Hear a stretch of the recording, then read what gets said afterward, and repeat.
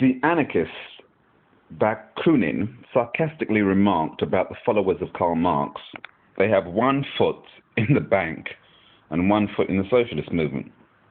The international financiers set up their own frontman in charge of each of Europe's central banks.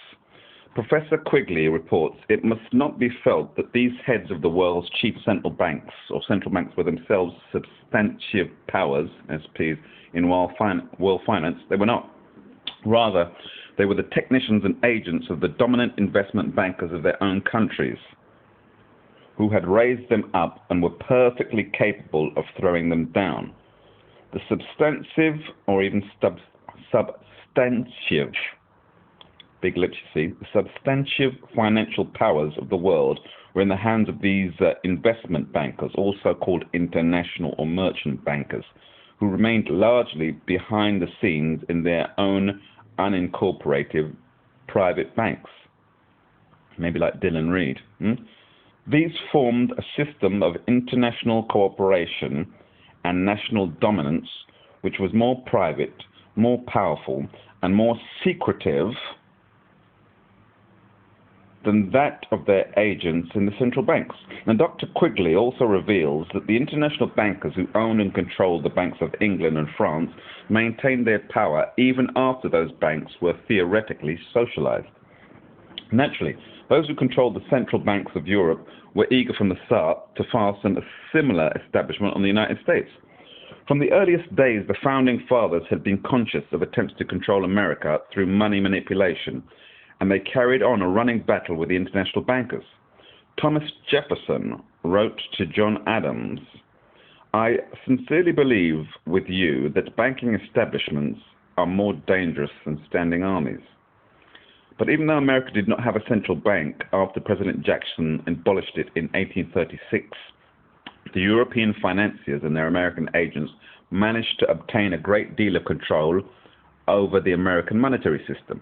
Gustavus Mayers, in his History of the Great American Fortunes, reveals, under the surface, the Rothschilds long had a powerful influence in dictating American financial laws. The law records show that they were powers in the old Bank of the United States, abolished by Andrew Jackson. Now, during the 19th century, the leading financiers of the metropolitan East often cut one another's financial throats, but as their western and rural victims started to organize politically, the robber barons saw that they had a community of interest toward which they must work together to protect themselves from thousands of irate farmers and up-and-coming competitors. This diffusion of economic power was one of the main factors stimulating the demands for a central bank by would-be business and financial monopolists. In Years of Plunder, Proctor Hansey writes of this era, among the Morgans, Kuhn Loebs, and other SPs, similar pillars of the industrial order, there was less disposition to become involved in disagreements that led to financial dislocation. A community of interest came into being with results that were highly beneficial. But aside from the major eastern centers, most American bankers and their customers still distrusted the whole concept. In order to show the hinterlands that they were going to need a central banking system, the international bankers created a series of panics. Let me repeat that.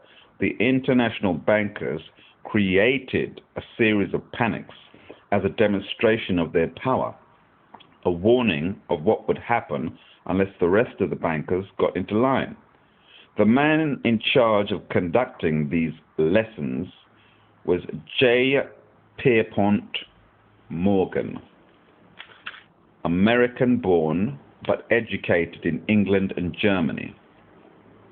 Morgan is referred to by many, including Congressman Louis McFadden, a banker who for 10 years headed the House Banking and Currency Committee, as the top American agent of the English Rothschilds.